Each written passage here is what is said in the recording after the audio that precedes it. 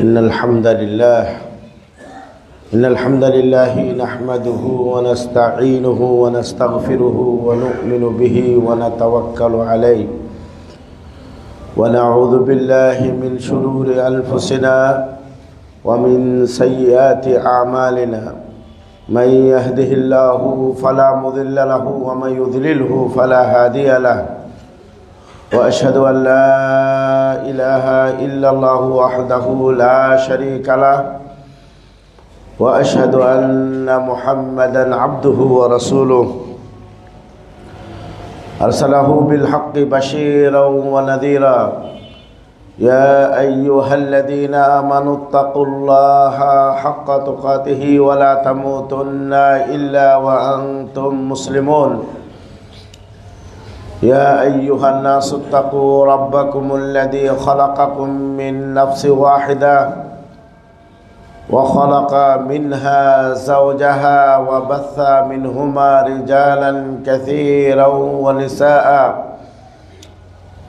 واتقوا الله الذي تساءلون به والأرحام إن الله كان عليكم رقيبا يا أيها الذين آمنوا اتقوا الله وقولوا قولا سديدا يصلح لكم أعمالكم ويغفر لكم ذنوبكم ومن يطع الله ورسوله فقد فاز فوزا عظيما. أما بعد فإن خير الحديث كتاب الله وخير الهدي هدي محمد صلى الله عليه وسلم وشر الأمور محدثاتها وكل محدثة بدعة وكل بدعة ضلالة وكل ضلالة في النار. فقد قال الله تبارك وتعالى في كلامه المجيد وفرقانه الحميد: أعوذ بالله من الشيطان الرجيم بسم الله الرحمن الرحيم قاف والقرآن المجيد بل عجبوا أن جاءهم منذر منهم فقال الكافرون هذا شيء عجيب أئذا متنا وكنا ترابا ذلك رجع بعيد قد علمنا ما تنقص الأرض منهم وعندنا كتاب حفيظ إلى آخر السورة. وقال تعالى أيضا في موضع آخر: أعوذ بالله من الشيطان الرجيم بسم الله الرحمن الرحيم اقرأ باسم ربك الذي خلق الإنسان من علق اقرأ وربك الأكرم الذي علم بالقلم علم الإنسان ما لم يعلم. وقال تعالى أيضا: فاعلم أنه لا إله إلا الله. وقال رسول الله صلى الله عليه وسلم: طلب العلم فريضة على كل মুসলিম। সর্বপ্রথম প্রশংসা এবং কৃতজ্ঞতা জ্ঞাপন করছি আল্লাহ সুবহানাহু ওয়া তাআলার জন্য,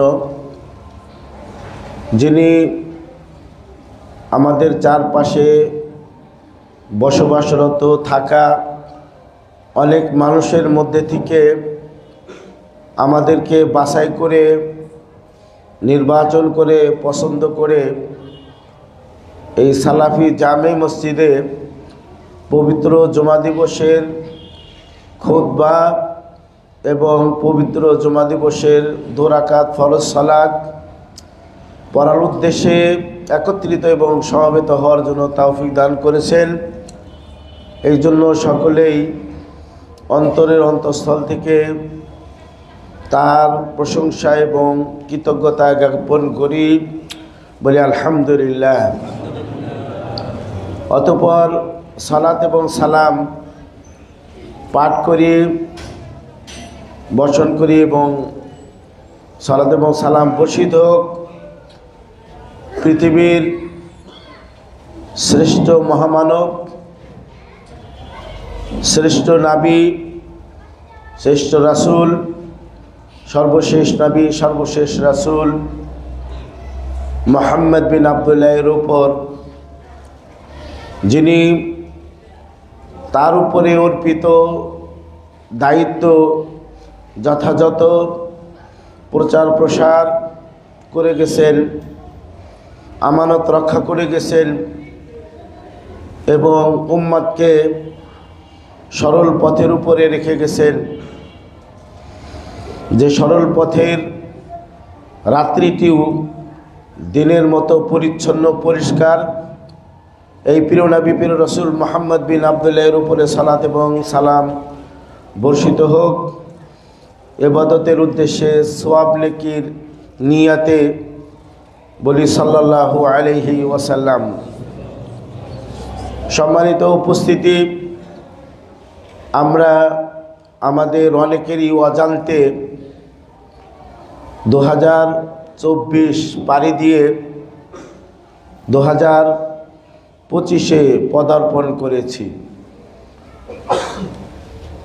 আল্লাহ সুবহানাহু ওয়া তাআলা গত একটি বছর যে আমরা অতিবাহিত করেছি, যারা ভালো করতে পেরেছি আলহামদুলিল্লাহ বলবো সেই ভালো কাজের উপরে। আর আল্লাহর কাছে প্রার্থনা করব যে গত বছরটি যেভাবে সুন্দর সুষ্ঠুভাবে আল্লাহর ইবাদত তদীয় রাসূলের অনুসরণ করে কাটাতে যারা পেরেছি আলহামদুলিল্লাহ বলার পরে এই 2025টিও যেন আমরা আমাদের জীবনটাকে সুন্দরভাবে আল্লাহর আনুগত্যে রাসূলের আদর্শ অনুসরণের উপরে কাটাতে পারি, এই তৌফিক আমরা তারা কামনা করব। আর যারা গত বছরটি আল্লাহর ইবাদত রাসূলের আনুগত্য যথাযথ করতে পারেননি, তাদের উচিত হবে এই বছরের এই নতুন বছরের শুরুতেই তাওবাতুন নাসুহ করে খালেস তাওবা করে যে পাপগুলো হয়েছে সেটার জন্য আল্লাহর কাছে ক্ষমা চেয়ে নতুন বছরে একটি নতুন দফতর, নতুন একটি খাতা খোলার দৃঢ়প্রত্যয় তাদের করা উচিত। আল্লাহ সবাইকেই তৌফিক দান করুন, যারা ভালো করেছেন তাদেরকে ভালো করার, আর যারা ভালো করতে পারেন নাই তাদেরকে তওবা করে ভালো কাজ করার জন্য তৌফিক দান করেন, আল্লাহুম্মা আমিন। অতঃপর এই বাংলাদেশে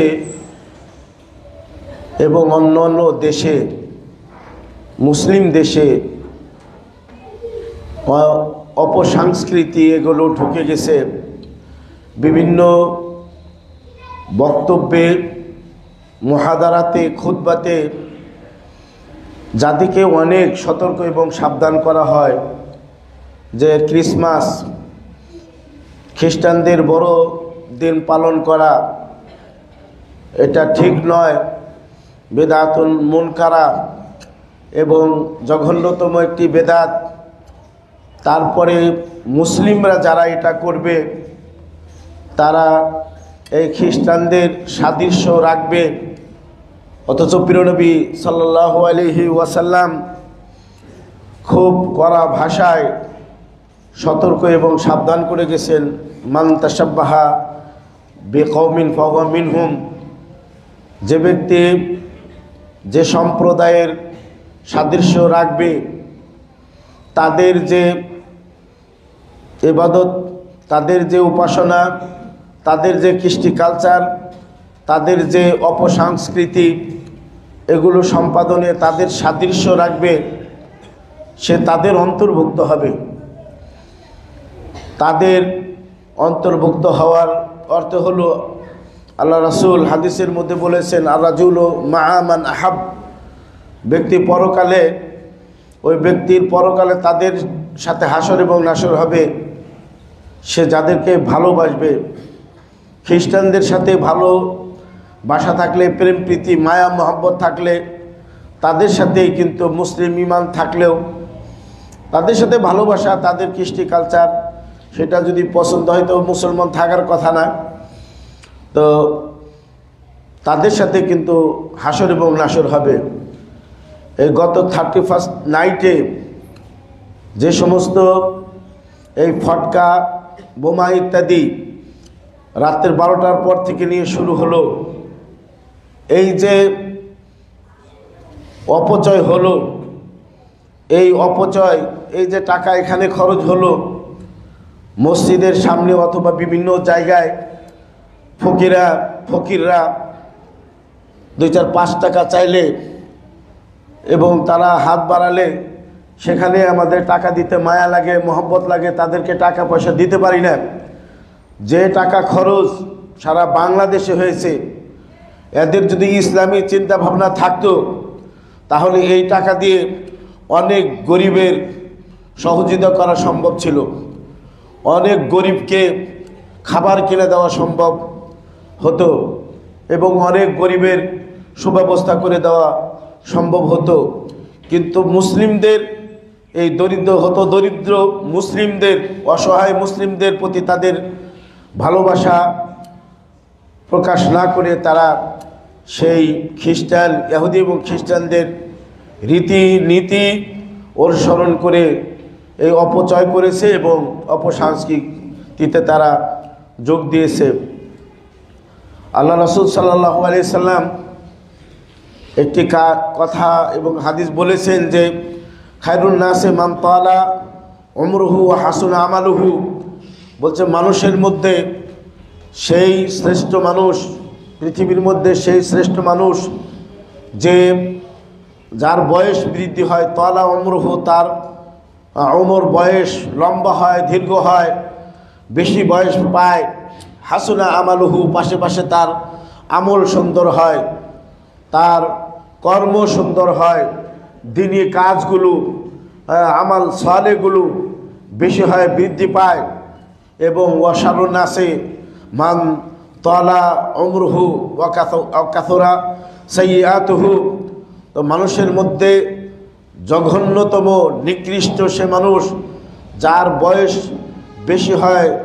বেশি হওয়ার পাশাপাশি সেই বয়স বেশি হওয়ার অর্থ হলো যে তার আখেরাতমুখী চিন্তা হওয়া উচিত, আখেরাতের দিকে তার ধাবিত হওয়া উচিত। এটা না হয়ে, এদিকে তার চিন্তা ভাবনা না হয়ে সে অপসংস্কৃতি, পাপ এবং খারাপ কাজের মধ্যে আরও বেশি ঝুঁকে পড়ে, পাপের দিকে সে পাপে আরও বেশি নিমজ্জিত হয়ে যায়। সম্মানিত উপস্থিতি, এই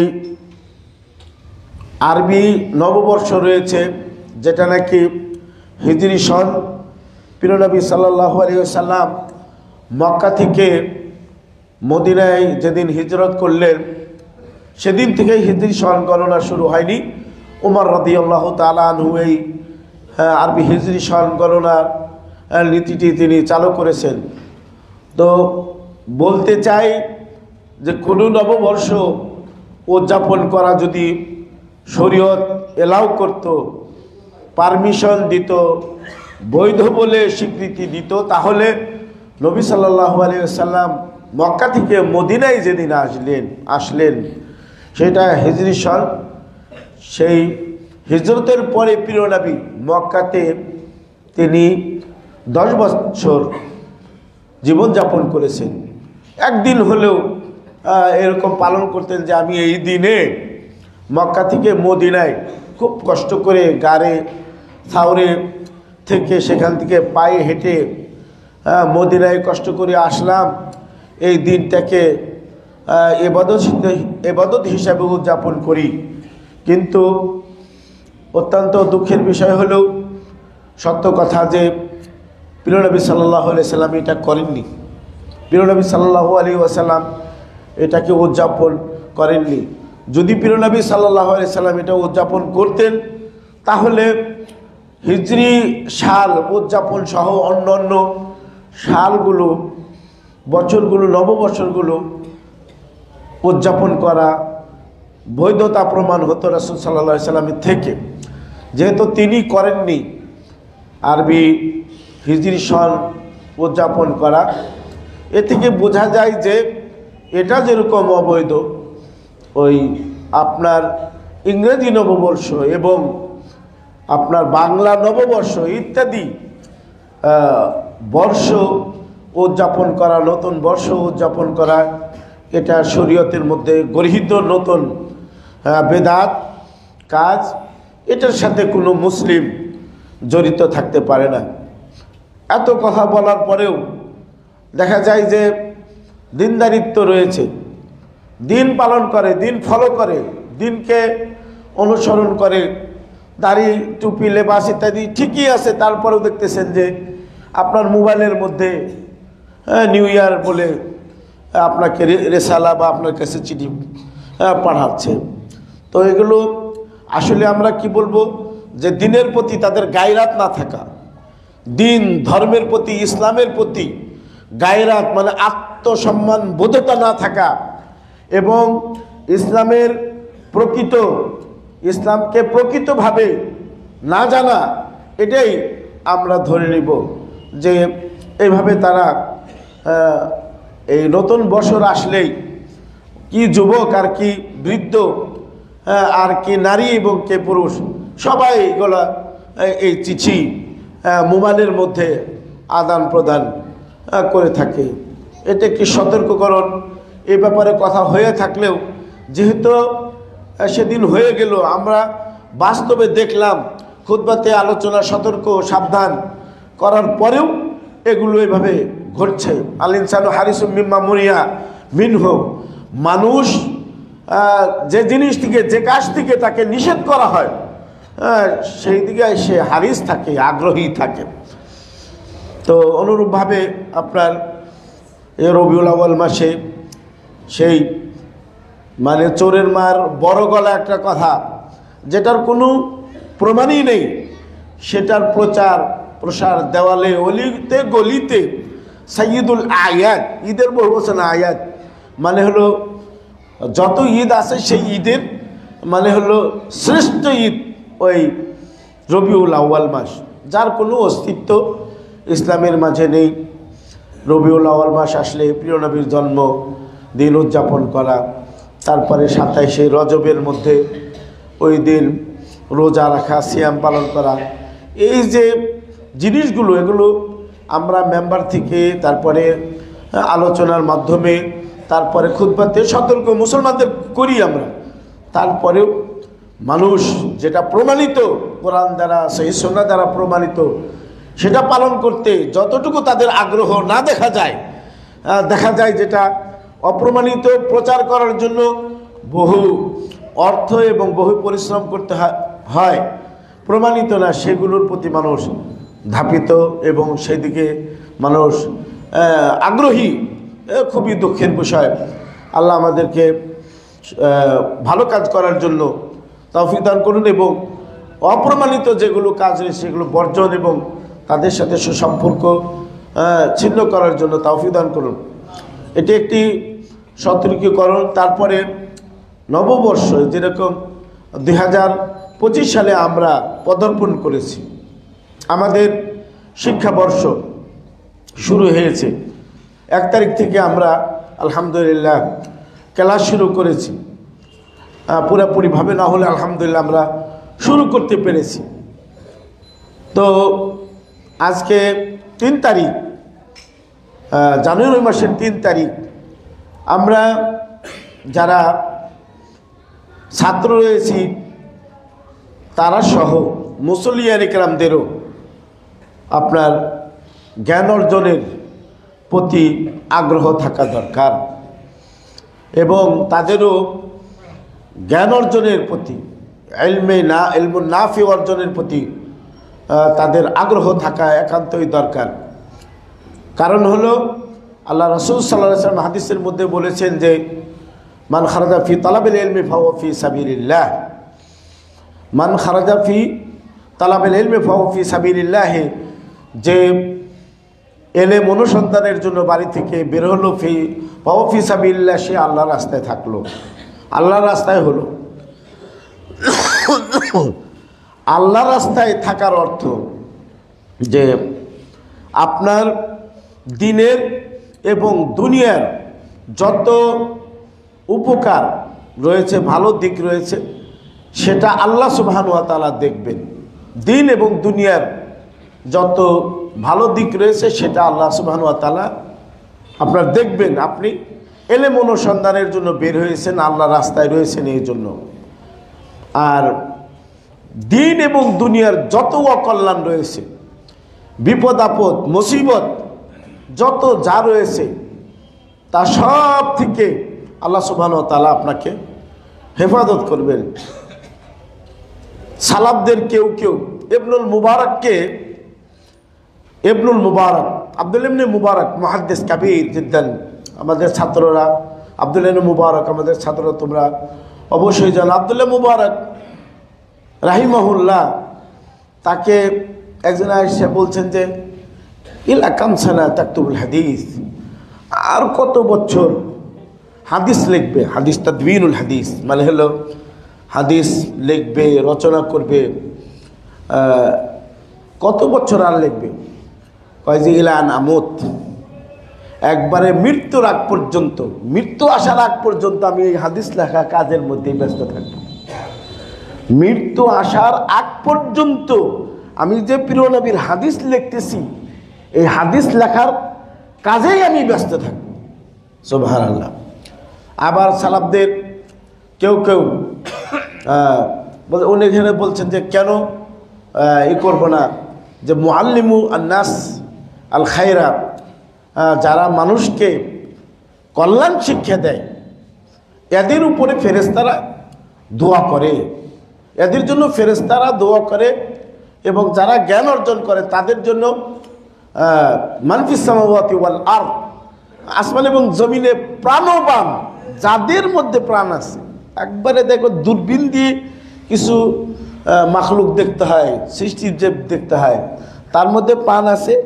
এই মান ফিস সামাওয়াতি ওয়াল আরদ, আসমান এবং জমিনের মধ্যে যাদেরই প্রাণ আছে, হ্যাঁ, প্রাণবান যারা, আসমানে আছে ফেরেশতারা, অগণিত অসংখ্য ফেরেশতা, 70,000 ফেরেশতা প্রতিদিন বাইতুল মামুরে তওয়াফ করে।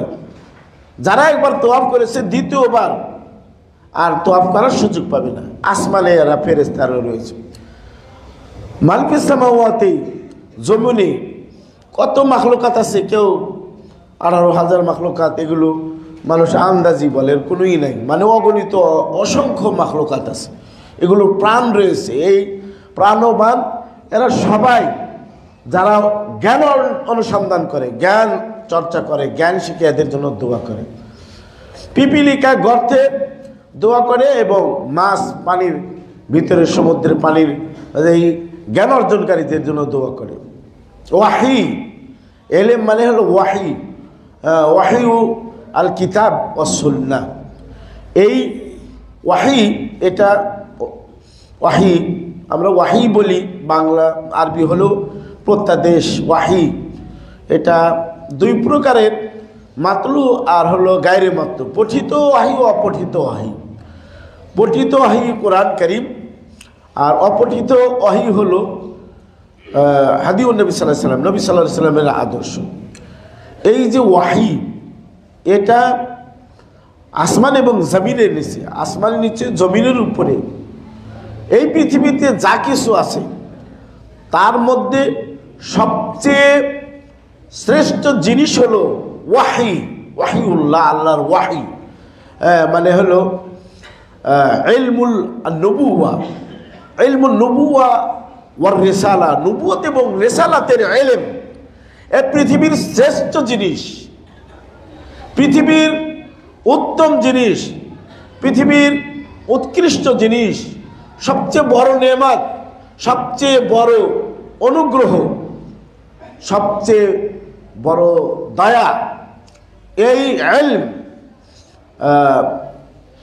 ইমাম আহমদ ইবনে হাম্বল বলছেন, আল ইলম লা ইয়াদিলুহু শাই ইন সাহাতে নিয়াতু, নিয়াতকে একনিষ্ঠ করে কেউ যদি এলেম অনুসন্ধান করে তাহলে এই পৃথিবীতে যত যা আছে কি কল্পনা করতে পারেন আপনি? হ্যাঁ, এই পৃথিবীতে যা কিছু অর্থশীল মূল্যবান যা কিছু আছে কোনো কিছুই এই ইলমের, এই জ্ঞানের, ইলমুন নুবুওয়া, ইলমুর রিসালা, ইলমুশ শারঈ, শরঈ ইলমের সমন্বয় বরাবর নয়। আপনি কি মনে করেন?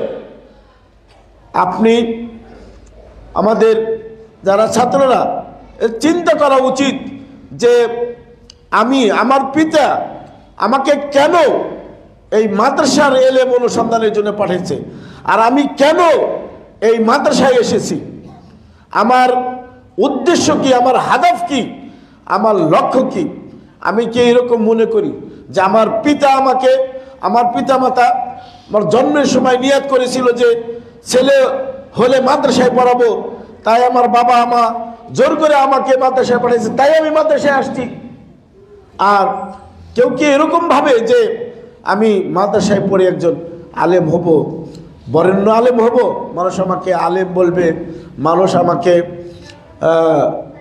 খাতিব বলবে, মানুষ আমাকে বক্তা বলবে, কুকিল কণ্ঠী মানে সুমিষ্ট ভাষী ইত্যাদি এগুলো বলবে, এই উদ্দেশ্যে আমি লেখাপড়া করতেছি?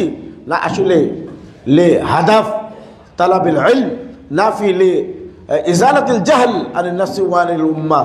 না, আমি এলেম শিখছি এই জন্য যে আমার জীবন থেকে এবং সমাজ থেকে যে অজ্ঞতা রয়েছে এই অজ্ঞতা আমি দূর করব, অপসংস্কৃতি যেটা রয়েছে সেটা আমি দূর করব, চিরতরে সেটাকে আমি বিদায় দেব, এই চিন্তা করে আমি এলেম শিক্ষা করতেছি। এলেম যেহেতু বললাম যে লা ইয়াদিলুহু শাই, এর বরাবর কোনো কিছু নেই, হ্যাঁ এর সমান কোনো কিছু নেই। এটা হলো ওয়াহি, এলেম হলো ওয়াহি, আল্লাহ রাব্বুল আলামিনের পক্ষ থেকে ওয়াহি।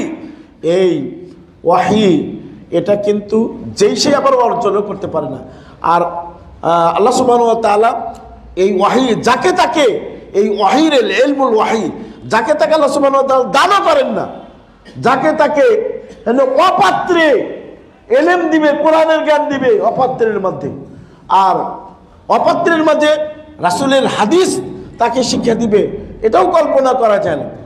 প্রিয় নবী সাল্লাল্লাহু আলাইহি সাল্লাম, হ্যাঁ নবী এবং রাসূল, তাদেরকে আল্লাহ রাব্বুল আলামিন আলম হাইসিয়া যাও রিসালাতাহু, আল্লাহ সুবহানাহু ওয়া তাআলা ভালো জানেন যে কোথায় তিনি তার রিসালাত রাখছেন, স্থাপন করতেছেন। তো এই ইলম এটা যেটা পৃথিবীর শ্রেষ্ঠ জিনিস, তাই এটার স্থানটাও মহলটাও কলব যাকে আল্লাহ রাব্বুল আলামিন দিবেন সেটাও অত্যন্ত পবিত্র হতে হবে, সবচেয়ে উত্তম হৃদয় হতে হবে। হৃদয়ের মাঝে কোনো প্রকারের হৃদয়ের মাঝে যে সমস্ত মারাজ রয়েছে, হৃদয়ের মাঝে অন্তরের মাঝে যে সমস্ত হৃদয়ের মাঝে যে সমস্ত আমরাদুল কুলুব রয়েছে, অন্তরের রোগ সমস্যা, এগুলো দূর করতে হবে। এই আমরাদুল কুলুবের মধ্যে অনেক রয়েছে, মারাদুল আশাক, মারাদুল নিফাক, তারপরে মারাদুল শুবহাত, তারপরে হলো শাহওয়াত ইত্যাদি যেগুলো রয়েছে। এই অন্তরকে পবিত্র করতে হবে। পৃথিবীর শ্রেষ্ঠ জিনিস গ্রহণ করতে হলো পৃথিবীর শ্রেষ্ঠ মানুষ, এই মানুষের মধ্যে একটি যে অন্তর মানে একটি ওই বলা হয়েছে মুদগা, মানে মাংসপিণ্ড রয়েছে। আল্লাহ রাসূল সাল্লাল্লাহু আলাইহি ওয়াসাল্লাম বলেছেন যে আলা ইন্না ফিল জাসাদি লামুদগাতান, যে মানুষের হৃদয়ের মাঝে একটি মুদগা মানে রক্ত পিণ্ড রয়েছে, মাংসপিণ্ড রয়েছে। ইদা সালাহাত সালাহাল জাসাদু কুল্লুহু, ওই অন্তর যদি ঠিক হয়ে যায়, সালাহাল জাসাদু কুল্লুহু, পুরা বডিটাই ঠিক হয়ে যায়। ওই যা ফাসাদাত, ওই অন্তর এটা যদি নষ্ট হয়ে যায়, মারিদাল কালব, যদি অন্তর অসুস্থ হবে, আমরাদ মুতাআদ্দিদা, বিভিন্ন রোগ ব্যাধি দ্বারাতে যদি অন্তর অসুস্থ হয়ে পড়ে, তাহলে ফাসাদাল জাসাদু কুল্লু, তার পুরো শরীরটাই ফাসাদ হয়ে যাবে, নষ্ট হয়ে যাবে। তাই আমি বছরের শুরুতে আমাদের স্নেহের ছাত্রদেরকে আমি বলবো, বিশেষ করে এবং মুসল্লিদেরকেই বলবো যে অন্তর পরিষ্কার পরিচ্ছন্ন করে কোরআনের জ্ঞান শিক্ষার জন্য প্রস্তুত হতে হবে, রাসূলের হাদিস গ্রহণ করার জন্য প্রস্তুত হতে হবে। প্রিয় নবী সাল্লাল্লাহু আলাইহি সাল্লাম তিনি নবী হন হলো আলা রাসি আল আরবাইন, মানে 40 বছরের মাথায় তাকে নবী বানানো হয়, তাকে রসুল বানানো হয়। তা গারি হিরাতে তিনি যে আরাধনা করতেছিলেন, ওয়াহি নাজিল হওয়ার আগে 6 মাস স্বপ্নে যুগে ওয়াহি হয়েছে। সেখানে সর্বপ্রথম যে ওয়াহি এসেছিল, তো এই কোরআন নাজিল হয়েছিল ওয়াহি। এই ওয়াহি ইকরা বিসমি রব্বিকাল্লাযী খালাক, মানে সর্বপ্রথম ওয়াহি রবের নামে পড়ার কথা। এটাও এই ইলমের গুরুত্ব দেয় এবং ইলমের গুরুত্ব বোঝায়। আল্লাহ সুবহানাহু ওয়া তাআলা প্রিয় নবী সাল্লাল্লাহু আলাইহি ওয়াসাল্লামকেও ইলম অনুসন্ধানের জন্য প্রিয় নবী সাল্লাল্লাহু আলাইহি ওয়াসাল্লাম আল্লাহ রাব্বুল আলামিন প্রিয় নবী সাল্লাল্লাহু আলাইহি ওয়াসাল্লামকে নির্দেশ দেন, ফা'লাম আন্নাহু লা ইলাহা ইল্লাল্লাহ, তুমি জানো যে আল্লাহ ছাড়া সত্য কোনো উপাস্য নেই। আমাদের সম্মানিত মুসলিয়ান ইকরাম, আপনাদেরকে বলবো যে ওই হাদিসের মধ্যে তো এর গুরুত্ব আছেই। সালাফদের তারা ইলম অনুসন্ধানের জন্য কি পরিশ্রম করেছেন। আমাদের এক সালাফদের রয়েছে যে 30 বছর, 1 বছর নয়, 2 বছর নয়, 3 বছর নয়, 10 বছর নয়, 30 বছর বলছে মা আকালতু ফাআমান বিয়াদি, আমি 30 বছর যাবত আমি আমার হাত দিয়ে আমার খাবার থেকে লোকমা উঠিয়ে আমি মুখে দিই নেই, আমি নিজ হাতে খাই নাই। কি করেছে? কায়দে আকালাতনি উখতি, আমার বিল্লুকমা, আমার বোন আমাকে তার নিজ হাতে খাইয়ে দিতেন আর আমি হাদিস লিখতে থাকতাম, হাদিস লিখতে থাকতাম। সুবহানাল্লাহ। তা যে বলছে যে আমি যাই লিখতাম তাই হেফজ করতাম, আমি যাই লিখতাম তাই হেফজ করতাম, আর আমি যা হেফজ করতাম ইলমের মধ্যে তার প্রতি আমল করতাম এবং সেদিকে মানুষদেরকে আহ্বান করতাম। ইলম এটা অত্যন্ত গুরুত্বপূর্ণ জিনিস। ইলম অর্জনের জন্য আল্লাহ সুবহানাহু ওয়া তাআলার কাছে অনেক জিনিসেরই দরকার রয়েছে ইলম অনুসন্ধানের জন্যে। তার মধ্যে সবচেয়ে গুরুত্বপূর্ণ যেটা, সেটা হলো আল ইস্তিআনাতু বিল্লাহ। ইস্তিআনাতু বিল্লাহ, আল্লাহর কাছে সাহায্য কামনা করা।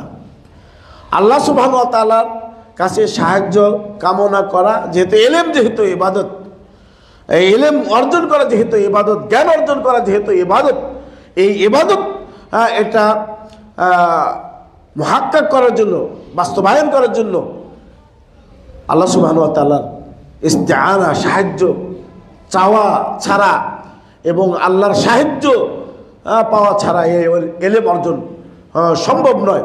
তাই অবশ্যই আল্লাহ সুবহানাহু ওয়া তাআলার কাছে সাহায্য দিতে হবে ইলম অর্জনের জন্য। আরও আল্লাহ সুবহানাহু ওয়া তাআলার কাছে দোয়া করতে হবে যে আল্লাহ সুবহানাহু ওয়া তাআলা যেন তাকে ইলমে নাফে দান করে। রব্বি জিদনি ইলমা, রব্বি জিদনি ইলমা।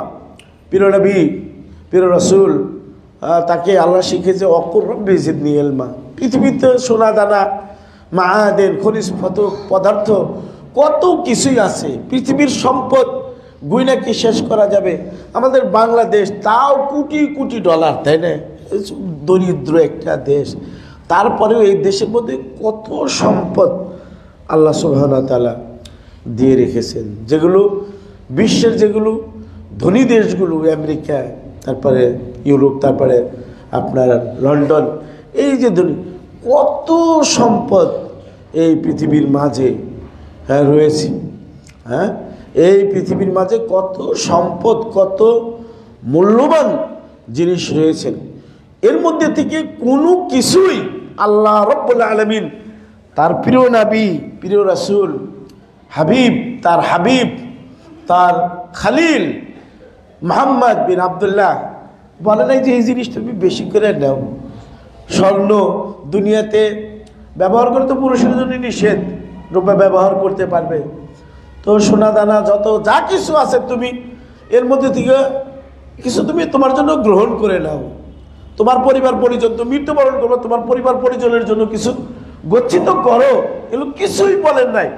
হ্যাঁ, বরং বলে তুমি বলো রব্বি জিদনি ইলমা, তুমি বলো রব্বি, হে আমার রব, জিদনি ইলমা, হ্যাঁ আমাকে জ্ঞান বাড়িয়ে দাও, জ্ঞান বাড়িয়ে দাও। হ্যাঁ, আর কিছু তো চান নাই। আর কিছু থেকে তো আল্লাহ রাব্বুল আলামিন তার হাবিবকে বলেন যে বেশি দেন, এর থেকে আমাকে বেশি দেন, এটা বাড়িয়ে দেন, এটা তো বলে নাই। বরং এলেম, জ্ঞান। তো এই জ্ঞান এটা অনুসন্ধানের জন্য তাহলে আল্লাহর কাছে ইস্তেআনা চেতে হবে, তারপরে আল্লাহ সুবহানাহু ওয়া তাআলার কাছে দোয়া করতে হবে যে আল্লাহুম্মা আল্লিমনি ইলমান নাফিয়ান, আল্লাহুম্মা আনফানি বিমা আল্লামতানি ওয়াল্লিমনি আল্লিমনি মা ইয়ানফাউনি, আল্লাহুম্মা আনফানি বিমা আল্লামতানি ওয়াল্লিমনি মা ইয়ানফাউনি। প্রিয় নবী সাল্লাল্লাহু আলাইহি ওয়াসাল্লাম যথেষ্ট এই দোয়া করতেন, হে আল্লাহ তুমি আমাকে এলেম শিক্ষা দাও। আল্লাহ তারপরে বলছেন যে এমন এলেম শিক্ষা দাও যে এলেম আমার উপকারে আসবে। আল্লাহ মানফানি বিমা আল্লামতানি, যে এলেম আমাকে তুমি শিক্ষা দিয়েছ, হ্যাঁ এর দ্বারাতে আমাকে উপকৃত করে। ও আলিমনি মায়ান ফাউনি, আর আরও এলেম, এমন এলেম শিক্ষা আমাকে দেও যে এলেম আমার উপকারে আসবে। কাবিসা রাদিয়াল্লাহু তাআলা আনহুর হাদিস তো আমাদের ছাত্রদের জানা আছে যে কাবিসা রাদিয়াল্লাহু তাআলা আনহু, হাদিস মুসনাদে আহমদে আছে। কাবিসা রাদিয়াল্লাহু তাআলা আনহু তিনি রাসূলের কাছে আসলেন। আসার পরে রাসূল জিজ্ঞাসা করছে, বয়স হয়ে গেছে, বৃদ্ধ বয়স, বুঝছেন না, একবারে হাঁটতে পারে না, হাড় দুর্বল হয়ে গেছে, হাড় দুর্বল হয়ে গেছে, একবারে থরথরে পুড়ে।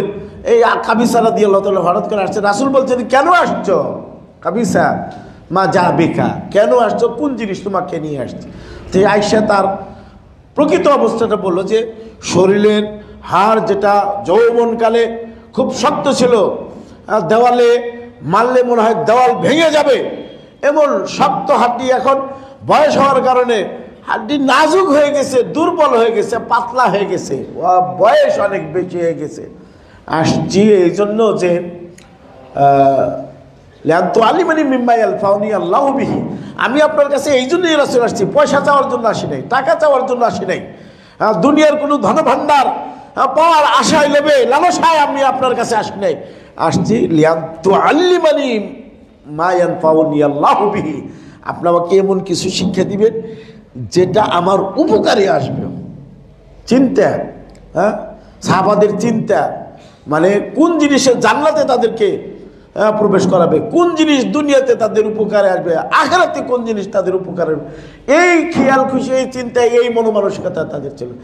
আসছি এই জন্য যে এলেম শিক্ষা, এমন জ্ঞান শিক্ষা দিবেন যে জ্ঞান আমাকে উপকৃত করবে। আল্লাহু আকবার। তখন রাসূল বললেন যে ইয়া কাবিসা মামা রাত্তা বিশাজারিন ওয়াল হাজারিন ইল্লা ইস্তাগফারাল্লাহ, ইস্তাগফারাল্লাহ মানে হলো তুমি হে কাবিসা তোমার বাড়ি থেকে যখন বের হয়ে যত গাছপালা, লতাপাতা এবং বৃক্ষরাজি এবং পাথর, পাকা বাড়ি, কাঁচা বাড়ি যা তুমি অতিক্রম করে এসেছো, ইস্তাগফারা লাকাল্লাহ মানে এই সব জিনিস তোমার জন্য আল্লাহর কাছে ক্ষমা চেয়েছে। সুবহানাল্লাহ। হ্যাঁ, এই যে এলেম শিক্ষা করার জন্য আমাদের ছাত্ররা, এখানকার তো ছাত্র এখন কয়জন আছে অনাবাসিক ছাত্র, তাদের সংখ্যা কম, সব বিভিন্ন ডিস্ট্রিক্ট থেকে আসছে, বিভিন্ন ডিস্ট্রিক্ট থেকে এলেম অনুসন্ধানের জন্য আসছে। তারা এই হাদিসের মেসদাকের মধ্যে পড়বে, তারা এই হাদিসের সব পাবে ইনশাআল্লাহ। তো তারপরে ইখলাসুন নিয়্যাহ, নিয়াতটাকে কিন্তু খালেজ করে নিতে হবে। নিয়াত খালেজ করে নিতে হবে। নিয়াতের যদি গড়বড়ি থাকে, অশুদ্ধতা থাকে, তাহলে কিন্তু এই এলেম অনুসন্ধান করেও কিন্তু পার পাওয়া যাবে না, জান্নাতে যাওয়া যায় না। এক আলেম আছে না, আলেম এবং কারি, তার দ্বারাতে জাহান্নাম, তিনজন দ্বারাতে জাহান্নামের আগুন উদ্বোধন করা হবে, তার মধ্যে একজন আলেমও আছে। তাকে বলা হবে যে এই যে তোমাকে নিয়ামত দিয়েছিলাম দুনিয়াতে, মানে এলেম অর্জন করতে পারে, তুমি বিশাল কারি ছিলে, কণ্ঠ তোমার ছিল একবারে সেই, কাকে বলবো, আব্দুস সামাদ মিশরের, তারপরে বাংলাদেশে ইউসুফ, তারপরে আরও যারা বিশাল বড় বড় কারি রয়েছে, তাদের কেরাতের মতো তোমার কেরাত ছিল, তোমাকে আমি কণ্ঠ দিয়েছিলাম, এলেম শিক্ষা করেছিলে, এর বিনিময়ে কী করেছে, কয় যে আমি কারাত কিতাব আল্লাহ, আমি আল্লাহর কিতাব পড়েছি, তাআল্লাম তো কিতাব আল্লাহ আল্লাম তো নাস, আমি কিতাবুল্লাহ পড়েছিলাম, মানুষকে শিক্ষা দিয়েছিলাম।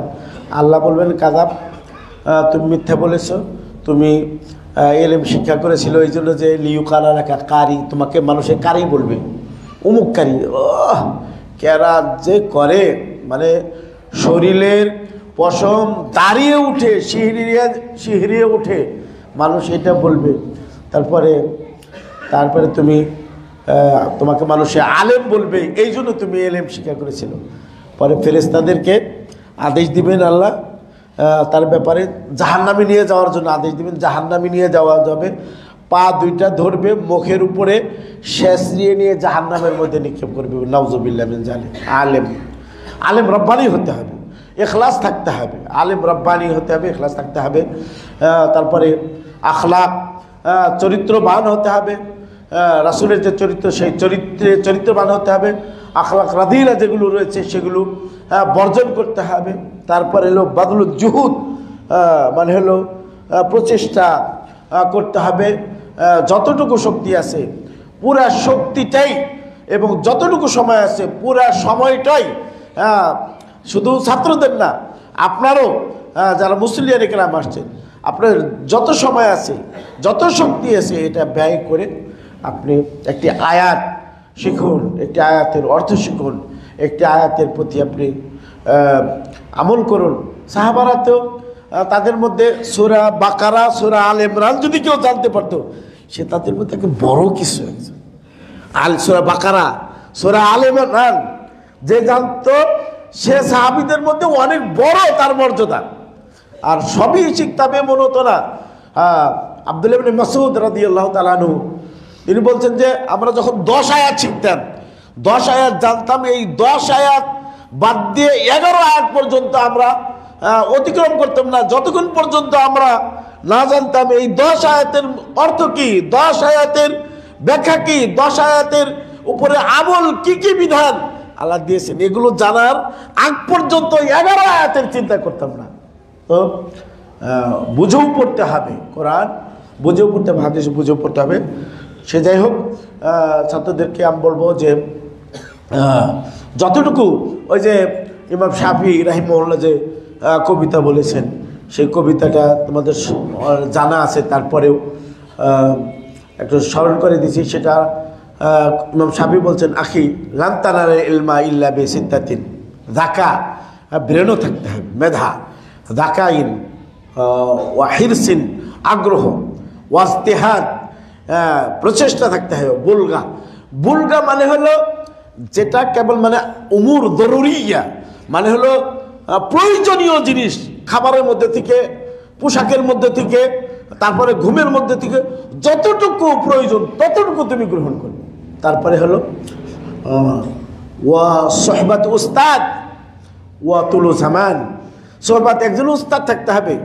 বলছে যে কেউ যদি একাকী কিতাব পড়ে, একাকী ইলম অনুসন্ধানের জন্য ঢুকে, সে একাকী বেরিয়ে আসবে, মানে হলো সে কোনো কিছু অর্জন করতে পারবে না। একজন উস্তাদ অবশ্যই লাগবে, এবং বেদাতি উস্তাদ না, সুফি, তার পরবর্তীতে মুতাজিলি, জাহমি, রাফিজি এমন উস্তাদ না, একজন আহলুস সুন্নাহ ওয়াল জামাতের একজন দক্ষ আলেমের সোহবত লাগবে, মোলাজামাত। আবু হুরায়রা রাদিয়াল্লাহু তাআলা আনহু পেটে ভাতে রাসূলের কাছে পয়রা থাকতেন হাদিস সংগ্রহ করার জন্য। সুবহানাল্লাহ। সোহবত ওয়া তুলু জামান, তুলু জামান মানে লম্বা টাইম করতে হবে। যে দেখেন মরার আগ ইলা মাতা তাকতুব ইয়া আব্দুল্লাহ মুবারক আল হাদিস, কতদিন আর হাদিস লিখবা? কয় ইলা আনা আমুত, মৃত্যুর আগ পর্যন্ত আমি হাদিস লিখতেই থাকবো। লা তাস্তাজিল, মানে তাড়াহুড়া করবে না ইলম অনুসন্ধানের জন্য। ও অলা তাতাআজ্জাল, মানে এই মুহূর্তের মধ্যে কিতাব মুখস্থ করে বললো, পুরা বুলুগুল মারাম 40 নববী হেফজ করে ফেলবো, তারপরে পরবর্তীতে বুলুগুল মারাম পরে শেষ করবো, মেশকাত পরে মুখস্থ করে ফেলবো। তাড়াহুড়ার কোনো কিছু নেই, মানে ধীরস্থিরতার সাথে আল্লাহর উপরে তাওয়াক্কুল ভরসা করে ইলম অনুসন্ধানের দিকে লেগে থাকতে হবে, তবে আল্লাহ সুবহানাহু ওয়া তাআলা ইলম দিবেন। ইদা আতাইতা কুল্লা শাইইন লিল ইলম মা ইউতিকা ইল্লা বাদাহু, ইলমকে, জ্ঞানকে তুমি তোমার সব যদি দিয়ে দাও, এলেম তোমাকে তার আংশিক তোমাকে প্রদান করবে। এগুলো সব মনে করে বছরের শুরুতে সকলেই, আমাদের ছাত্র সকলেই এই কোরআনের ইলমে নবুওয়া, ইলমুর রিসালা, ওয়াহিউন নবুওয়া রিসালা অর্জনের জন্য চেষ্টা করবেন। এই কথা বলেই আজকের কথা শেষ করছি। বারাকাল্লাহু লানা ওয়া লাকুম ফিল কোরআনি আযীম ওয়া নাফা'না বিল আয়াতি ওয়া যিকরিল হাকীম ফাইন্নাহু তাআলা জাওয়াদুল কারীম মালিকুম রাউফুর রহিম।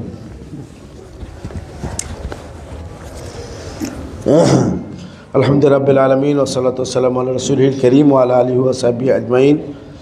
আম্মা বাদ। সম্মানিত উপস্থিতি, যে কথাগুলো বললাম তার প্রতি যেন আল্লাহ সুবহানাহু ওয়া তাআলা আমাকে আমল করার জন্য তৌফিক দান করেন, আপনাদেরকেও আমল করার জন্য তৌফিক দান করেন। আর কথা নয়, সানবিয়া প্রথম বর্ষের ছাত্র মারুফের বাবা মারা গেছেন। ইন্না লিল্লাহি ওয়া ইন্না ইলাইহি রাজিউন। দোয়া ও জানাজা রয়েছে, তার জন্য সকলেই দোয়া করবেন। আল্লাহ রাব্বুল আলামিন আমাদের এই মারুফ ছাত্রের পিতাকে যেন আল্লাহ ক্ষমা করেন, মাফ করে দেন, তাকে জান্নাতুল ফিরদাউস দান করেন। এই জানাজাও আছে। সুবহান রাব্বিকা রাব্বিল ইজ্জাতি আম্মা ইয়াসিফুন ওয়া সালামুন আলাল মুরসালিন আলহামদুলিল্লাহি রাব্বিল আলামিন। কুমুল সালাত আইয়ুহাল মুসাল্লুন।